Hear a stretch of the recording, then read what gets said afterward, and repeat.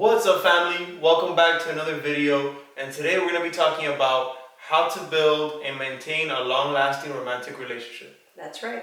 We've been together for 5 years now, going on 6, and a lot of people think that it is hard to be in a long-lasting relationship at a young age, but we're here to share with you 5 secrets that you need to be aware of if you are in one and you want to maintain it, or if you want to get in one. Before we begin, if you like our content and you want to support what we do, consider becoming a Patreon member by clicking the link down below. Can I go first? Okay, fine. Okay, all right.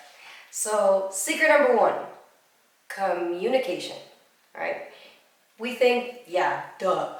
But a lot of us don't really understand what that means. So, we're going to break it down for you. When it comes to communication, we have to know what we want from one another. So, we have to know if we actually want commitment. So that's like the first thing. If you want to find somebody and be in an intimate relationship with this person, you need to make sure they want to be committed to you and vice versa. Right, so it's what she's saying. It's really important to lay out exactly what it is you're expecting from this relationship, what you want coming in, because the moment you get those things out of the way, you know where this relationship more or less is going to be, you know where it's going. But it's really important to verbalize and communicate your needs and wants to that individual that you're going to be with for a long period of time. Right. So this might sound a bit crazy, but this is the truth, and we want to be honest with you guys. We've been together for a long time for this reason, because we knew exactly what we wanted from each other from the very beginning, and we made it evident to each other of what we wanted. So it's worked out this whole time. Right, and it's not like a one-day thing where you ask all these questions, right. Like, do you want babies? Do you want to get married? Like, you don't do that, because then you're not going to have a relationship, It's an overtime thing that you, little by little, you find out, by communicating with your partner what it is your needs are. Right, so it's good that you brought that up. Do you want to get married? Do you want to have children? That's important. You both should know if you want to seek marriage in the future. You both should know if you want to eventually procreate. You should both be aware of what each other's belief systems are. Do you believe in a higher power? Do you don't believe in anything? Where is that at? Because we feel that that's really important. Because if one of you believes in something and the other one is atheist, that might not work, So we have to be on the same page when it comes to stuff like that. It's sensitive topics that we have to be able to have a common ground. Right, and also if the person that you're going to be with is on opposing views of something else, like for example, like she mentioned, let's say you're a Christian, the other person's atheist, then you have to come to terms and accept that that's how they are when you're going in, and ask yourself if you're willing to put up with that. Correct. Politics is another one. We have to see where our political views are in a relationship as well, because again, if one of us is very conservative and the other one is very liberal, it might not work out. It's two different sides of the same coin. Right. So, bringing it all together, it helps to have the same point of view, okay? But if you have opposing point of views, and most of the time that's going to happen because that's normal. You're not going to be dating a copy of yourself, a carbon copy. That would be boring. Yeah, that'll be boring. You got to have that conflict. You got to have that coming to ground, coming to an understanding, and working things out together. That's the whole thing about communication. That's what helps build the foundations for a very strong and long-lasting relationship.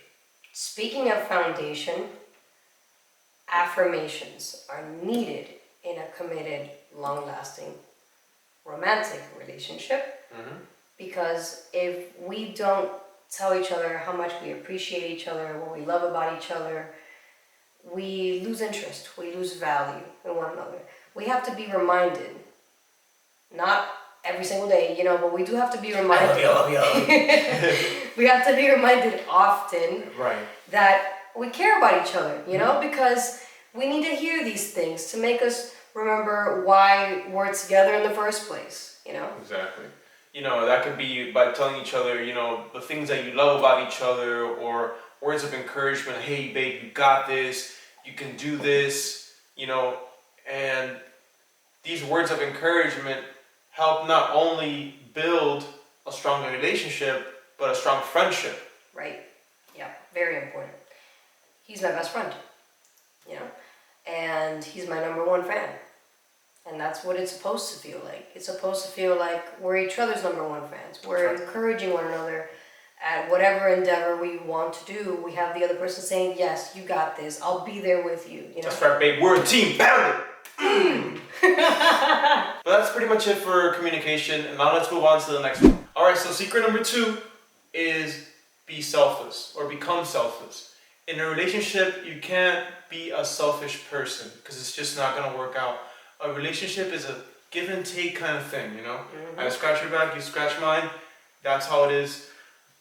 If you are a selfish person in the beginning of a relationship and you stay like that, I'm gonna tell you it's not gonna work out. It's not gonna last very long. Right. Being in a long romantic relationship requires you to be a team. When you're in a team, you can't be selfish. You gotta be there to help your partner up, be there for them when they need you, take care of them when they're sick, and they'll do the same for you. And if that's not happening, then you're in the wrong relationship. Right. There shouldn't be competition because, like you said, we're a team. So this whole ideology on my money is my money and your money is your money needs to stop. Because if you're a team, your money is my money and my money is your money. And we're working together to build each other. So if we have separate bank accounts and we are individual people, but yet we're in a committed relationship, there's going to be a lot of fights when it comes to money because neither of you know what's going on in your financial sphere because you're both keeping it separate from each other. Mm-hmm. And then you guys are making it a 50-50 thing maybe making it a 50-50 thing when it comes to paying bills and stuff. But if you really are a team, then you should both know what's in each other's bank accounts and you both should be working together when it comes to paying bills. When it comes to money, it's a huge source for arguments and misunderstandings, and just it could even lead to breakups even. That's why it's important for us to be aware of each other's income. Now, you can have your own money, but what we suggest is, you have your own separate bank accounts, but have a mutual bank account where you both put in money together. Right? And then you know what's in there. Exactly. Because it gives you a sense of team, a sense of like, hey, we have this together and we have to manage this and make this work with what we have. This is our budget. This is what we have. Right. And another reason why I even brought up finances is because of this whole I make more than you, you make less than me. If you're both putting money into one bank account, it should not matter who makes more or who makes less. Right, exactly. And it builds that whole team thing, and it helps you actually manage your money better. Yeah. At the end of the day. Yeah. And you still have your own money on the side that you can use for whatever you want, but just budget yourselves. Because I think that's the problem with a lot of couples. They don't budget themselves. They don't create a list of the budget of how much money they can spend, how much money they have to save. That's also very important because money ties in heavily, especially when you're living together. That's what provides physical stability in a relationship. And talking about that, if you guys want us to talk about how to build a good budgeting spreadsheet, or if you want us to do a video on budgeting, we would be glad to do that in the future. Just let us know in the comments. Yeah. So another reason why it's super important to be selfless is because we have to know when to pick up the slack from the other partner. So if you notice that they might, be a little messier than you are, just clean it up, and be more verbal about it with them. Hey, you know, I'm noticing you're not really picking up after yourself. I would really appreciate it if you would help me out more around the house. Don't complain about the fact that they're not picking up of themselves. You're not their parents. You're their partner. You help them by doing it for them and then verbally telling them, hey, next time, you know, please pick up after yourself. Bam. Simple. All right? Nobody likes a nagger. No. All right? And women, we do that a lot, so stop. I know I did in the beginning. Yeah. That's why I'm saying this. But that's why you have to communicate. Right, yes. Another way to be selfless with your partner is be there for their family. Your partner's family is an extension of them. It's a part of who they are. And by showing them some love, you're also showing your partner some love, because that's, you know, that's their heart. That's where they come from. Right. You're honoring your partner by honoring their family. Right. Very, very important, yes. At least in our Cuban culture, family is very, very, very important. So if I showed him from the very beginning that I was inclined to getting closer to his mom, that I was inclined to getting closer to his brothers, that showed him, oh, okay, she is definitely worth keeping in my life. That's a wife. Exactly, because she's valuing my family, not just me. It's not just about me, it's about who I came from, where I came from. Right. And that's really important, you know, getting your partner to know your roots. That's really important. Exactly. All right, so this is a big one. So pay close attention here. Number 3, be open with your emotions. Mm-hmm. This is huge, ladies and gentlemen, because this is all about being comfortable with how you feel and being comfortable with expressing how you feel with the person you want to be with. Right. If you have issues doing that, that's okay in the beginning because you're just getting to know the person. But over time, that's something you have to definitely work on together. Because if you don't feel like you can open up to your partner about anything, it's just not going to work. You can't keep things bottled up inside. Because just like money, how we talk about money bringing up arguments, this will also bring up arguments because it's not just all about money. Yeah, that's part of it. Right, that's part of it. It's a lot of things. But opening up to your partner, feeling comfortable, you know, is essential because this is the person you want to spend a long time with and probably the rest of your life with. Right. You know, so having that comfort between each other helps maintain the relationship in balance. Yeah, and it brings healing, because when it comes to our emotions, there's trauma there. Mm. There's triggers, you know. When you're getting to know somebody, they don't know you. Mm-hmm. You have to tell them about yourself, what you've gone through, you know. And a lot of our experiences in life were traumatic. You know, that's why a lot of us have a lot of issues we haven't dealt with or we don't know how to cope with. And if we are comfortable to express how we feel about our emotions or to express to our partner a traumatic event that really, really affected us, if we can do that, we are healing.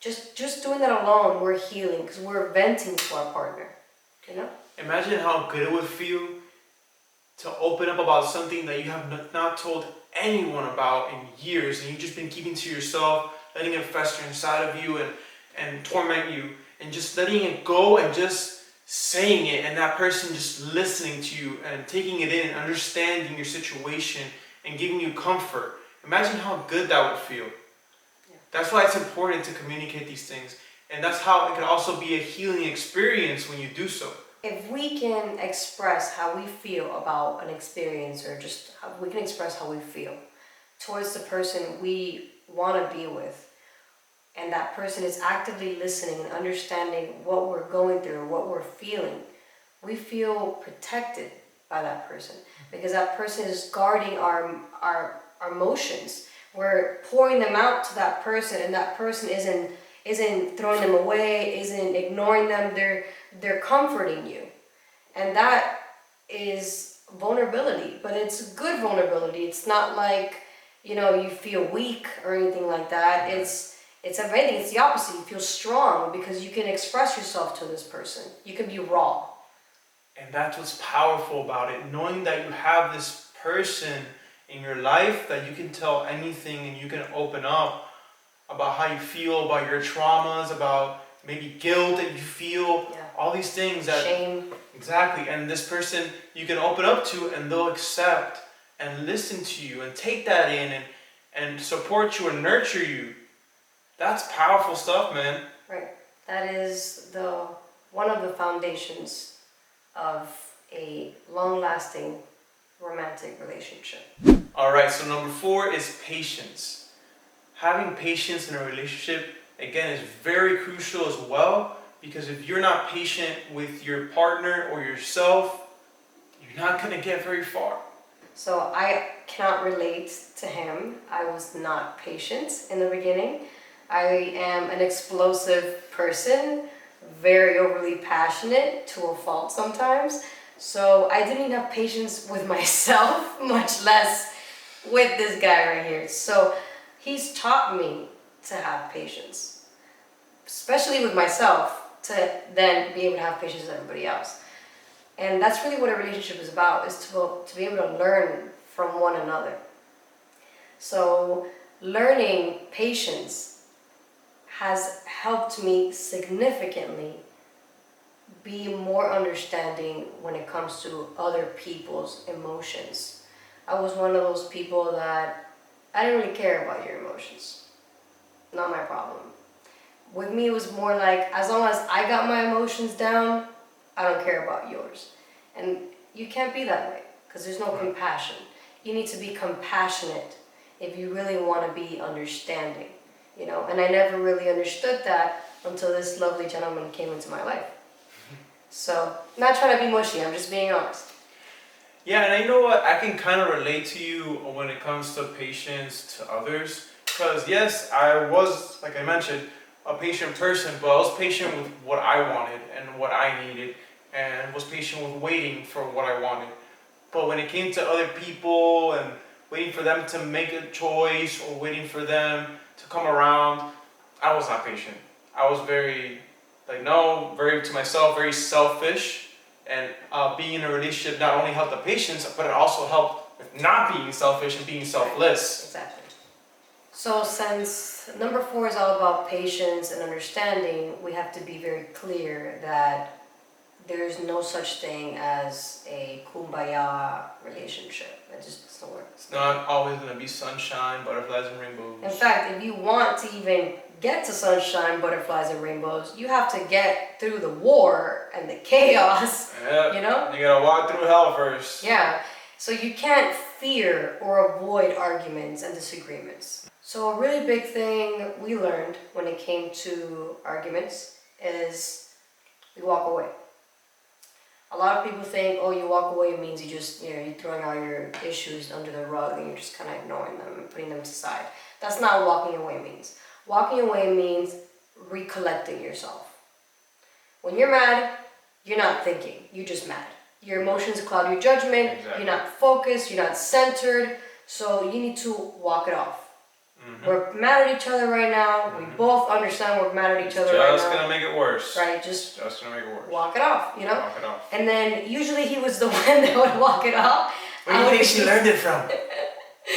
I would be the one staying at home and just kind of waiting for him to come back. But me waiting helped me reflect, and then he was reflecting while walking. So it worked out, And then when you reflect, you begin to realize where we both went wrong. Exactly. And all this is important to know, because understanding the importance of an argument or a disagreement and how to work that really, really builds a foundation. That is the concrete of any relationship. There has to be disagreements, there has to be fights, so that we can work through it together and move on to the next thing. That's what builds a strong relationship. Another thing we want to add on to this is knowing each other's personalities. That's really important. Mm-hmm. We got to know what type of personalities we are. Like, for example, he's more of a laid back type of guy. You know, he's more calm. He's not, you know, if he's screaming, it's because he's like really, really, really mad. He's not the screaming type.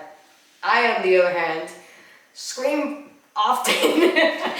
Just when you're talking, it sounds like you're screaming. It's like, bro, You know? I'm right next to you. I can hear you. Like. So we have to know that from each other in order for us to know how to work around each other, which is important. Okay, if you know your partner's personality, it should be easier for you to communicate with them, know what their tics are, you know, what their triggers are, you know. Right. I think that's important. Right. You know. And we're finally at the last secrets. Number 5 is letting go of the ego and the pride. So we were talking about understanding, we were talking about fights. So now we're going to talk about how we need to admit when we were wrong. That's a big one for a lot of us. It's hard for us to sometimes just like go and admit we're wrong. But again, that goes back to the whole competition thing about you're right, I'm wrong. And, you know, competition creates division. And you're not competing against each other. You're a team. You're working together. So it's not about right or wrong. It's about understanding each other's point of views. Exactly. So, for example, let's say we get into a fight. I'm the troublemaker, so I'll be in the wrong. So he's in the right, I'm in the wrong. I recognize I'm in the wrong. That's where I want to be. I want to recognize I was in the wrong and I want to admit it to him that I'm in the wrong. Because if I have the courage to admit I'm wrong, ego's gone. Pride is gone. I'm vulnerable right now. That's what we want. We want to be vulnerable with our partner. We want to let them know that I have no reason to have my guard up with you because I'm comfortable with you, right? So if I'm admitting I'm wrong, that's good. But it's not just that. It's him telling me, I appreciate that you realize where I was coming from. Now let me explain why I think this. Let me explain why I feel this way. Exactly. So instead of scolding her and telling her, you see, I was right, you're wrong, you know, you suck. Shut up. Shut up. No, it's like, okay, you know what, thank you for telling me that. I do accept your apology and it's okay, you know. Be nurturing about it. Be accepting of it. Don't be a dick. Yeah, right. So when we go into an argument or we go into a disagreement with our significant other, we have to realize that we both have to come to an agreement. And it can't be this whole agree to disagree. No, that's BS. There's no agree to disagree. You gotta agree on it. There has to be a common ground. There has to be diplomacy. So what is it that you don't agree on? Let's understand where each other's perspectives are coming from. Because if we don't actually come to an agreement, you're gonna hold that. Right, you have to address the situation. You can't just go to sleep on it and hope it's just gonna disappear and that's it, that's the end of that. No, it's not gonna disappear. The disagreement is still gonna stand, it's still gonna be there. The problem doesn't fix itself, you have to fix it together. Right. So that's the other thing. Don't go to sleep after an argument without coming to a resolution. Right. If you have to lose sleep to resolve it, you lose sleep. That's what you gotta do. You gotta do it because if you want this relationship to work out, you have to work it out together, literally. You can't be afraid to address things that you might think aren't important because you might think they're not important, but the other person's gonna think otherwise. So you both have to come to a common ground. Alright family, thank you so much for tuning into this video and see you guys next time. Bye guys!